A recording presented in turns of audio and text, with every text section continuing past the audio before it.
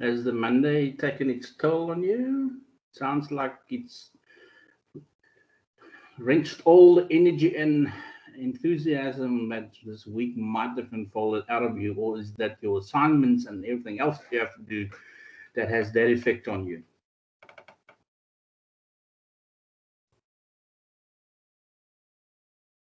I'm going to give it a minute or so. There's quite a number of you who've joined already. Just for the sake of this morning, I mean, I think for as long as I can remember, I get up quite early and do a bit of preparation for the day. Around about 6, I wake the boys so they can prepare for school and everything. And then I have a cup of coffee and I watch NCA, one of the local news channels, just to get up to speed with what's happening. And for as long as I can remember, I know that my cell phone clock, my PC clock, my TV clock has a specific time. And the one on NSCA is almost sort of a minute or half a minute, but in the same minute. This morning, they were 5 minutes behind. I thought, I mean, gee, have I lost 5 minutes somewhere in the weekend? And then which clock is right now? And then you actually obviously go back to the one. If there's 30 clocks that's at the same time, that should be accurate enough. But anyway, so let's give it a couple of seconds, half a minute or so for everybody to join. See if there are more that's going to join. How was your weekend? Busy, busy, busy, working. Assignments, everything that had to be submitted, been done.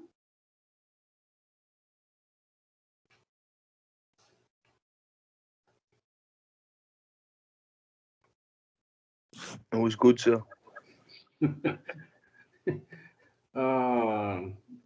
It's United fan speaking. Of course, yes. And this morning, they were talking on the radio this morning about how people reacted, and I thought, what did you expect? I'm not a Man United supporter. I like Ronaldo, but I'm not a huge Ronaldo fan. But seriously, playing against Newcastle at home. And so it only felt real when he scored that champion. What were people expect? I can't understand why people were surprised that he was going to score. He was surprised. He said he knew he's going to get 1, but he didn't think he'd get 2. Yeah, I thought he will be on the score sheet, but yeah, welcome back for CR7 for those people. You could see that it made a huge difference already on Man United's already strong team but just a good vibe. Just to know that you have somebody like that in your presence. I've had the fortune towards the end of my own playing career that was in cricket. To have 2 ex-Springbok cricketers or Protea cricket players playing with me, because they were already. I mean, I was in my mid-30s and they were already in their 50s. So, but just the presence that those people had and the calmness that they have. But anyway, it's in business is exactly the same. I know Elon Musk is in the news again because he's obviously got too much money and too much time, and he's looking at now going into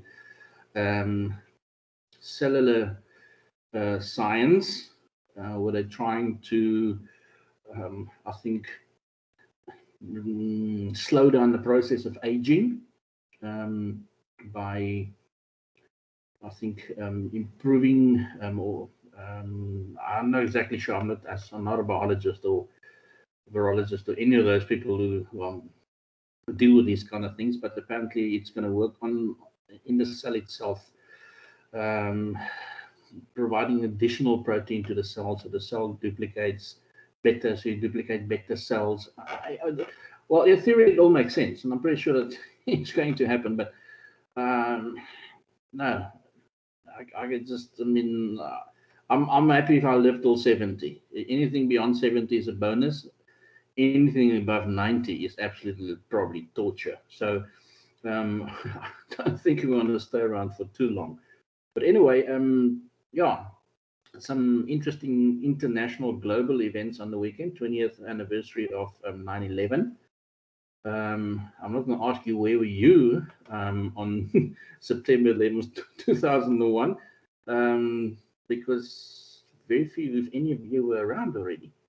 I know that my eldest son was actually not born yet. It was literally 3 months before his birthday.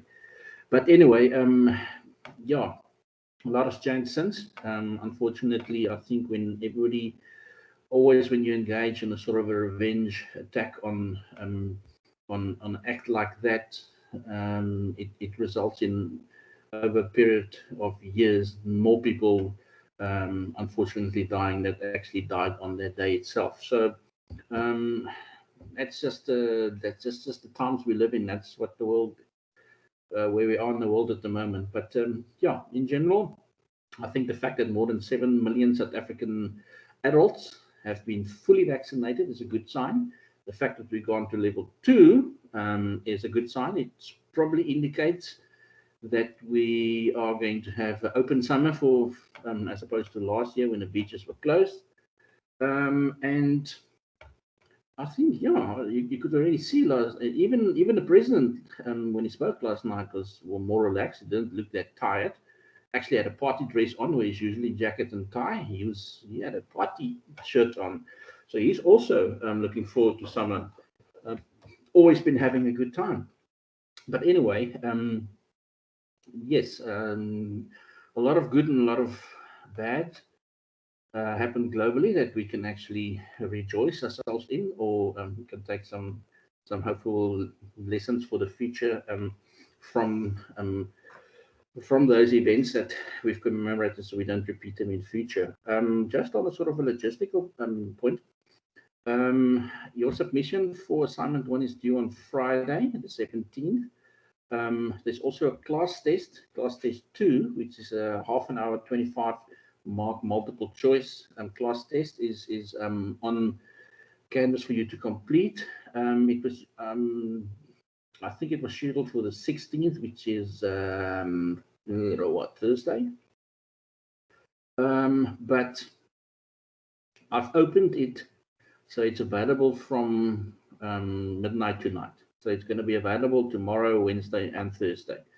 It still closes midnight on Thursday, but it's open for 3 days. You can, because I know you've got a hectic program at the moment. I don't want you to feel that, okay, right, I would much rather spend this half an hour on finishing off my assignment before I submit it. So just to, for the sake of that, I've opened it, so it's available from tomorrow, and it's on chapters 6, 7, 8, and 9. So we've completed all the chapters, and you can actually do it anytime in the next 3 days. Okay.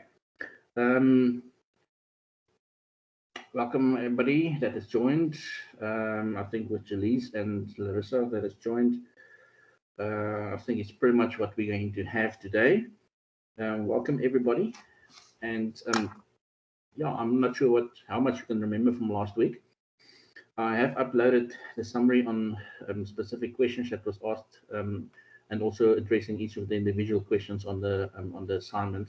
For those who did not attend Friday session, it's on Canvas. Have a look at it and then ask me any particular questions. But do not wait till Thursday, because if you are going to email me on Thursday about, no, sorry, you've got to then almost be done already, and I'm pretty sure that most of you would. Anybody at this point, I'm going to leave a 30 seconds a window open now. Anybody that now wants to ask me a question about the assignment, I can quickly do that. We have the time, it's not an issue. You're all good? It's not a difficult assignment, people, and that's why I had the session on Friday, to ensure that we even do better than good.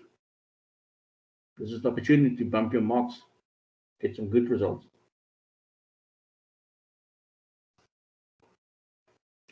Okay. Chapter 11. I glanced through the textbook this morning, and I saw that we are making very good progress. At some point, like we did 2 weeks ago,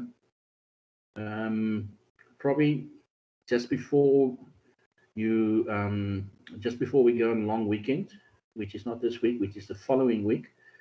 I'm going to have a nice revision session in preparation for the test, which is on the 27th. And I think that's going to give us a sort of a bird's eye view, overview of the module up to this point, and the module in general, because I did it with another group this morning. And it's important to take that one step back occasionally, just to see where everything fits in, to avoid us from getting too absorbed in, okay, right, just another chapter. We finished chapter 10 last week. Oh, now we start another chapter 11. And then when this is done, we start another chapter. I want us to get a good overview of the relatedness of all these chapters as we progress. So I'll try and do that weekly, and then at the end of week 7, just before you write your term test, we can just have a glance back as to what happened in the first 8 weeks of the semester. Right, as I said to the group this morning as well, it's very important that we know where we're going before we actually start our journey, because if we do that, it makes it so much easier, and we can plan alternative routes to get there. Okay, because we're all different individuals, we all learn at different speeds, we all learn by using different methods. Throughout this entire module, there's a lot of links for good, interesting, subject-related videos. I'm not going to individually upload them separately into your additional material on Canvas. I'm just going to refer to each of those as we go along, but I've checked, like I do at the start of every chapter, if all of the videos are relevant to what we're doing. The chapter that we finished last week and chapter 11, very specifically, and more than any other chapter, has slight different cosmetic makeup between edition 10 of the textbook and edition 11. Don't be alarmed. The slides that you have is a very good guide. The slides is what you should follow when you do your preparation. In other words, if you take your textbook, and I used to, when I studied, I had a textbook because they were dirt cheap at that stage.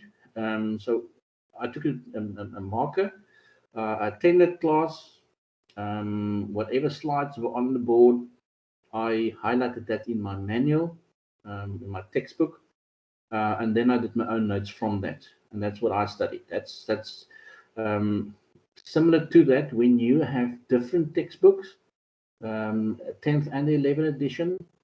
Use the content is very much the same. The case studies are slightly different. Page numbers are definitely different. And I modify that. So if a specific figure or diagram is in both textbooks, I'll include the page numbers for both 10th and 11th versions of the textbook. So chapter 10 and 11 specifically were there were more obvious cosmetic differences between these two chapters, or between the two editions for these two chapters. Okay, but what's in the slides are the correct ones. Use that when you make your notes or when you take your textbook to set up your own notes. Right. Multi-channel selling. Now, multi-channel selling refers to the fact that there are so many ways in which we can actually communicate with our customers to get the message to them that we have a wonderful product, where they can get it and where it's available.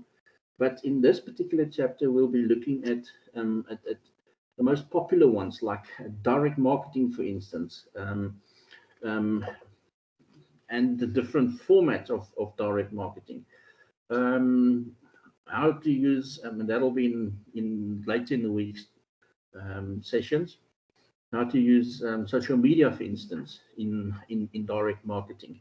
We've been looking at all different, telemarketing is one of the most popular forms of direct marketing.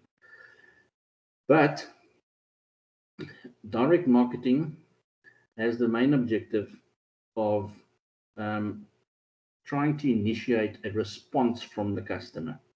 You want, by contacting the customer, if it's a telemarketing call, contacting you via phone, or sending an email, actually still direct mail, a brochure in a pamphlet, in a mailbox, because there are still people who use mailboxes, believe it or not. Your intention is to get information out to the customer and to stimulate the response. You want a direct response from the customer that you have, that you've reached out to. You want them to either pick up the phone and buy the product. You want them to pick up the phone and request more information. You want them to respond to whatever form of direct marketing you've used to maybe set up a meeting where you can do a presentation to them. That will usually mostly be in the case of businesses, where not just one individual needs to be persuaded or informed, but maybe a board of directors or a group of managers or maybe a few partners, if that is the structure of the business. You want some form of action, and preferably the easy one is to make a sale, or is to receive a call that actually results in a sale. We'll deal with this towards the end of the chapter when we're looking at telemarketing, and specifically inbound and outbound telemarketing, what the differences are between the two, and possible scripts that you can actually that you may have been exposed to by telemarketers phoning you. And I know there can be a nuisance, but we've determined in previous chapters as well that making this sales call is not necessary, is always an invasion of some form of time, either leisure time or business time, that the customer is involved in at that point. If you find somebody during business hours, you are interrupting, regardless of what they're busy with. You're not going to necessarily, if you can try and find somebody fun over lunch, you won't find him, because he will be on the phone chatting to some of his friends, or he will have switched off his phone because he's on lunch. If it's after hours, if you're lucky and the person do answer their phone, it's invasion of their leisure time. So there is no real ideal time to phone.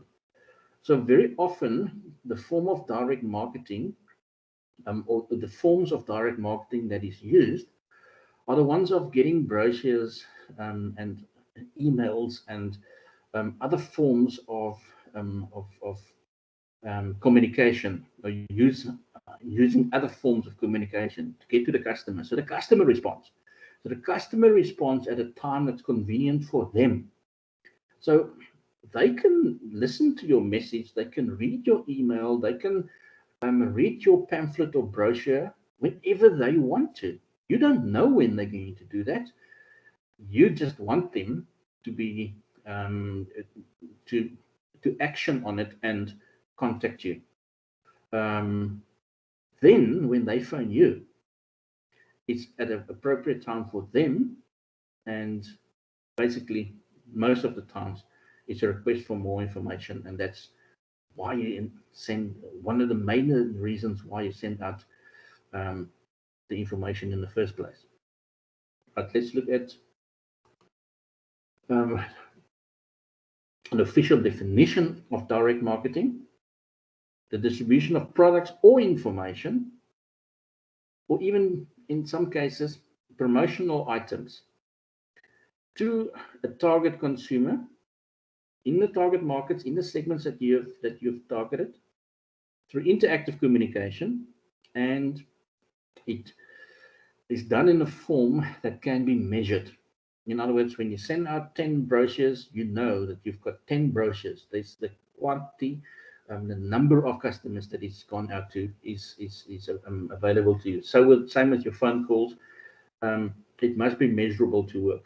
But it doesn't have to specifically be the product. It can also be, and in most cases, it is promotional items or information. Forms that we are going to cover during this in different parts of this chapter is direct mail, telemarketing, direct response advertising, electronic media, catalog marketing, inserts, door-to-door. And this morning, on the way of dropping the boys off at school, there was and people who use this, the businesses who use this quite frequently. There might be more, but the ones that I see most often at an intersection, maybe at a robot of a very busy street close to a school, with the vehicles parked on the side of the road and banners out flying, people handing out leaflets as the cars pass. Estate agents, security companies, I regularly see that. And you know what? At the rate that the traffic's moving, it's a reasonably successful approach to take. That's direct mail combined with marketing, catalog marketing. Most popular form is that insert, usually macro or SPAR or Pick and Pay, or Incredible Corruption, Connection, and you'll find that in your newspapers in a printed catalog format. You'll also find the catalogs on the websites of most companies. Those companies who do have catalogs of products that they offer have both printed and electronic versions of that catalog. Macro is quite good. They update it very regularly. Games not that good. They have the brochures, but I've often caught them where the catalog that was in today's newspaper is not the catalog that's on their website. Okay, then that has to correlate, because it prevents customers from being from customers complaining, because there's nothing less. I know that it's a sort of a type of approach that some companies take. They would much rather, and sometimes I'm not sure they're doing it deliberately, but they cash in on that. If somebody gets to the shop and the product that they want is not on special because the information is different from the catalog on the website than what's actually happening in the shop, customers get very upset. If it's an expensive item, customers are going to get very upset, and they're actually just going to leave. And those are the ones that you're probably going to lose over time anyway. If it's a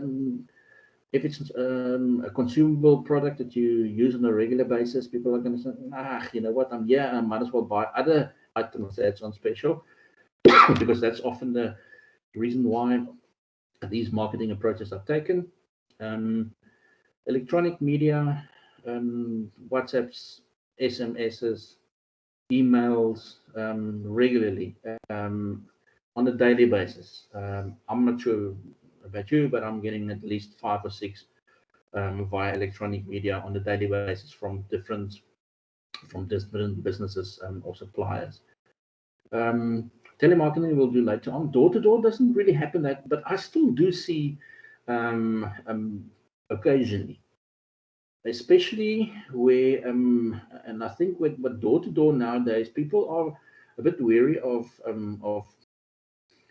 for security reasons, and even if they are at home, they don't open the door, they don't react. They have security systems and cameras in place so they can actually see who's there or not. And if they don't recognize the individuals, they don't often even respond, which is their right to do. But the door-to-door is still very popular in certain very densely populated areas where there's a lot of security complexes and flats and stuff like that, where there's a central point where all the post boxes of those residents are outside the main entrance. So you don't have to inconvenience anybody in the complex itself. You can just drop your information, your leaflets, your brochures, your catalogs in every mailbox. It's easier to do, and I think that's we're going to find, and I'm not sure how this is going to work, but I think a lot of these things are made up as we go along because COVID has prepared us to expect the unexpected. But I think when they're doing the starting the new national census survey again next year, literally counting the number of residents of the country,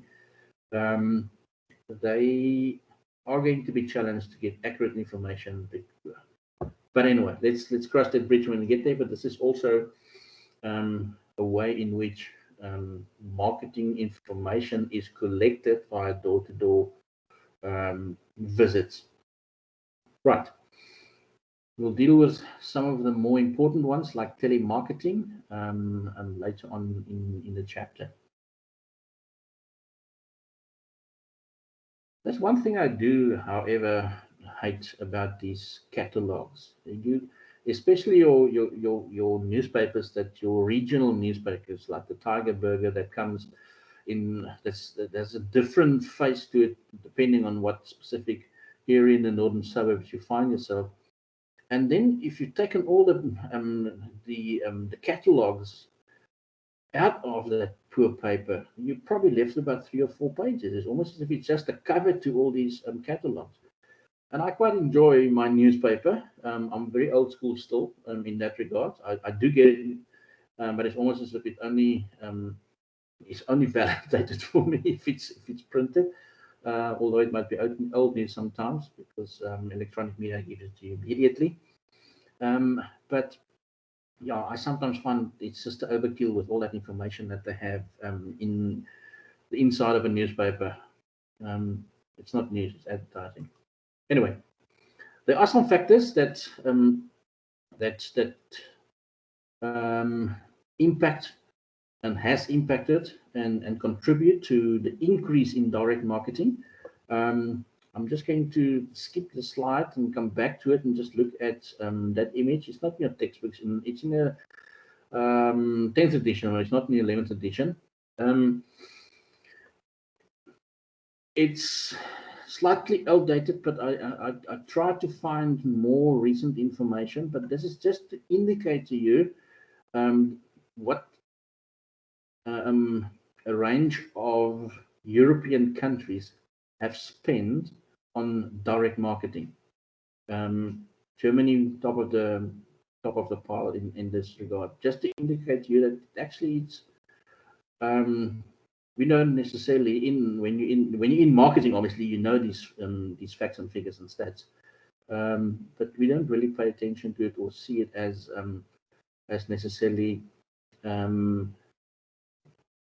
a very important activity, but actually it's a, if we break it down like we have done in the previous slide, and we categorize all the activities and forms of direct marketing, or that direct marketing take on, those sort of numbers do start making sense.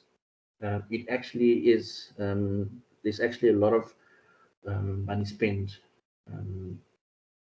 globally to reach the targeted customer through a form of any form of those that we've mentioned, or a combination of those methods that we've used, that we've addressed in your direct marketing campaign. So direct marketing plays a very important, or is a very important component of your marketing communications mix. I think if we break it down, it's probably mainly because it's not as expensive, I think, as many of the other mediums that's available. Advertising is probably the most expensive form of marketing communication, and that's why direct marketing, I think, is still very popular. Now, direct marketing is good and helps your business because it can target a specific market. It also, because of the increase in the use of technology, it allows you to send more information more rapidly to more people. The electronic media, very important component of direct marketing. There are ways that, second from the bottom, sophisticated analytical techniques, often used information that you find through more sort of scientific approach to gathering your marketing information on people's lifestyles. That information becomes available through more structured means, and your approach towards that when you attempt to reach a particular target market is going to be one that is very specific, because although you have the ability to get more information out and gather more information, and we'll look at database marketing just now, managing databases with all the different software that's available has become very easy to determine those algorithms and trends, but it's also important that this information is updated regularly, and that you and that it is most current, but also not unnecessary information, because you can collect almost anything about anybody.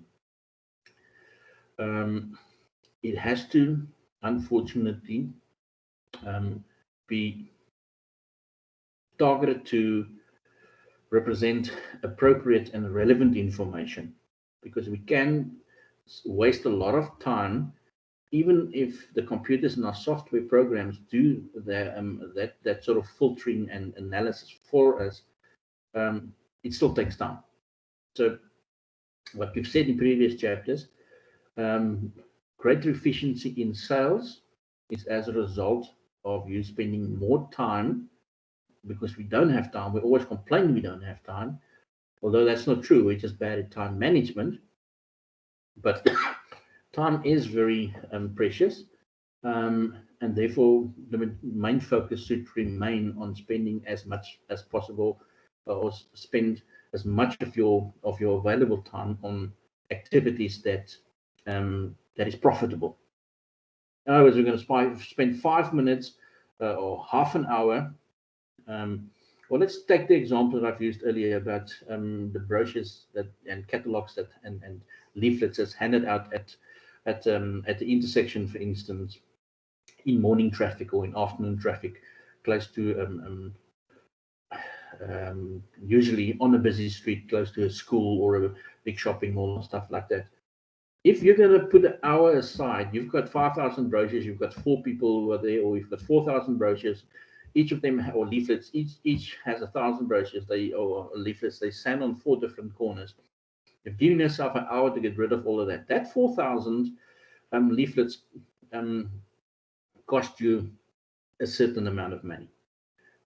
The time that you have spent there, that hour, with your 3 other colleagues, all needs to be included in your calculation when you determine if that actual event is profitable. What was your intention? And we'll see later on when we do database marketing. What was your objective initially when you went out? Was it just to get rid of 400 flyers? Or did you specifically target a certain intersection because you know the demographic and the psychographic, or you have the demographic and psychographic information of your target market, and that's why you've chosen that particular location. It was not just a quick exercise to get rid of old leaflets. Or always focus most of your time on the activities that's profitable. Right, we've done that illustration. Something that you can discuss amongst yourselves. I have included a bottom link, one of my favorite movies. I won't say it's a go-to movie. I know that some of you listen when we still had class early in the morning and it was still on campus, that some of you spend morning traffic, spend time in morning traffic, and you're listening to Wackett Simpson and the breakfast team, and you know that they've got the pop quiz on where you can win 10,000 Rand every morning, and they ask you 10 questions that you have to answer correctly in a minute. There are obviously a lot of it is a popular activity in the morning, and I think one of the questions this morning was related to this specifically. And I thought, again, it's not one of my go-to movies. As a matter of fact, on the weekend, because the quality of the sport, of most of the sports, and I only watch, mostly watch sport on television. The rest of the time I'm online doing other things. But the quality of the sport was not great, so I ended up watching with my younger son, Legally Blonde. And as a matter of fact, one of the questions that came up in the pop quiz this morning on radio was from that particular movie, and that was the Bent and Snap one. Most of us can still remember that. They have seen the movie. Entertaining, to say the least, but yeah, it was just very coincidental that we watched the movie yesterday, and now one of the popular, or probably the most popular phrase from that movie was part of the pop quiz. One of my go-to movies, Moneyball, specifically relevant on the subject of database management, because they based the success of this particular baseball team. It's a Brad Pitt movie, and well, he plays the role of the head coach, and they based the composition of their team recruitment on the data. In other words, the statistics were extremely important to them, not because they were one of those clubs, obviously, that didn't have a lot of money to spend, so they had to buy and recruit very efficiently. So in summary, what we have done today, you can just, for yourself tonight, go through the 5 or 6 slides that we've done in session today.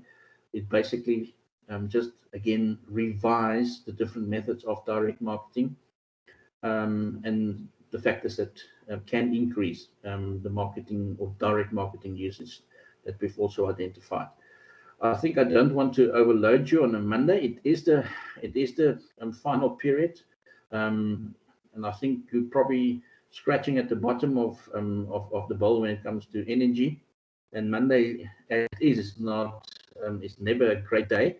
So I'm not going to advance to next section of the work, but you can end your own day if you are doing a daily update of your notes by just summarizing those 3 questions, and you will have done sufficient revision for today's session.